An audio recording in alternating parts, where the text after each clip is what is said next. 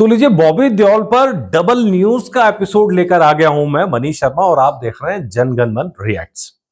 तो यहां तो हम बात कर रहे थे अभी कुछ समय पहले की, अगर बात करें तो एनिमल से जस्ट पहले की, तो इतना ज्यादा कोई काम पाइपलाइन में था नहीं। लेकिन अब तो लाइन लगी हुई है, लाइन लगी हुई है, और खासकर जो पिछले प्रोजेक्ट्स थे उन्होंने भी स्पीड पकड़ ली है। इसीलिए कहते हैं वक्त बदलते देर नहीं लगता है, वक्त तेजी से बदलता है और ईश्वर जब जो चाहता है वो वैसा करा लेता है। तो अब डबल अपडेट, पहला अपडेट तो लीजिए, हरिहर वीरा मल्लू, जो एक वक्त में तो लग रहा था ठंडे बस्ते में जा चुकी है, फिल्म का क्या होगा पता ही नहीं चल रहा था, क्योंकि पवन कल्याण बिजी थे, लगातार बिजी थे।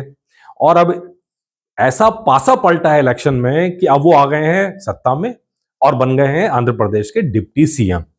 अब लग रहा था ये डिप्टी सीएम बन गए, काम कर पाएंगे कि नहीं कर पाएंगे, तो हमने आपको एपिसोड बना के बताया था, उन्होंने रजामंदी दे दी है कि उनकी जो जो बची हुई फिल्में हैं उनका वो काम पूरा करेंगे, जिसमें हरिहर वीरा मल्लू भी थी, जिसका पार्ट 1 अभी शूट होना था, इसका कुछ हिस्सा बाकी था।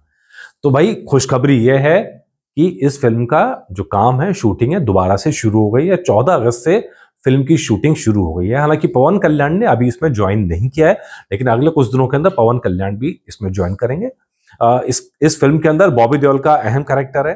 तेलुगु फिल्म के अंदर ये उनकी डेब्यू फिल्म है, और दूसरी फिल्म जो तमिल फिल्म है कंगवा, वो तो इस साल आ ही रही है, और इस बात के पूरे पूरे आसार हैं कि ये तेलुगु फिल्म भी उनकी इसी साल आ जाएगी, क्योंकि अब शूटिंग का काम फिर से शुरू होगा। जो बचे हुए हिस्से थे उनको पूरा किया जाना है। तो अब खबर यह है कि स्टंट सिल्वा, जो स्टंट डायरेक्टर है साउथ के, और उन्होंने अब स्टंट का जिम्मा संभाल लिया। करीबन 500 लोगों की वहां पे फौज है पूरी, जिनके साथ शूट किया जाना है। कलाकार है 500 कलाकार, और जिनके साथ पूरा सीन शूट होना है, जिसमें पवन कल्याण का नेवर बिफोर जो रूप है वो दिखाई देगा।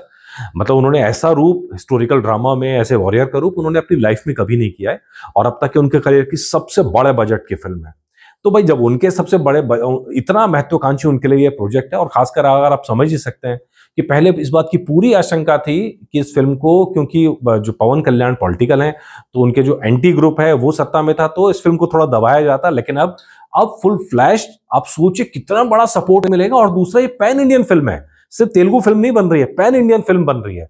तो इतना बड़ा सपोर्ट यहां मिलने वाला है इस फिल्म को, पवन कल्याण की इस फिल्म को। और इस फिल्म के अंदर बॉबी देओल है, वो औरंगजेब की भूमिका के अंदर है, और उनकी कुछ झलकियां दिखाई थी प्रोड्यूसर्स ने, डायरेक्टर्स ने टीजर जारी जब किया था, तो वो भी बड़ा मतलब खूंखार टाइप का लग रहा है। हालांकि कंगवा की तरह खूंखार नहीं है, एनिमल की तरह वो साइलेंट वाला खूंखार भी नहीं है, लेकिन वो अपने जिस तरह का ऑरा उनका है बॉबी देओल का, वो इस फिल्म के अंदर भी नजर आ रहा है।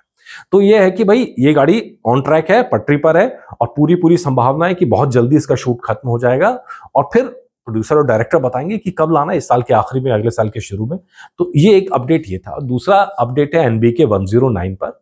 और भाई एनबीके 109 में खुद डायरेक्टर जो हैं, उन्होंने, बॉबी डायरेक्टर हैं उसके भी, उन्होंने फुटेज जारी करके बताया कि जयपुर के अंदर जो बॉबी देओल का सीन था वो कंप्लीट हो चुका है, उसकी शूटिंग कंप्लीट हो चुकी है। और वो बड़ी तारीफ की उन्होंने बॉबी देओल की कि भाई बहुत अच्छा रोल किया है उन्होंने, और बहुत जान डाल दिया रोल के अंदर। तो अब तो ये उत्सुकता है कि रोल किया क्या है भाई, झलक तो लेके आओ, कब झलक लेके आ रहे हो।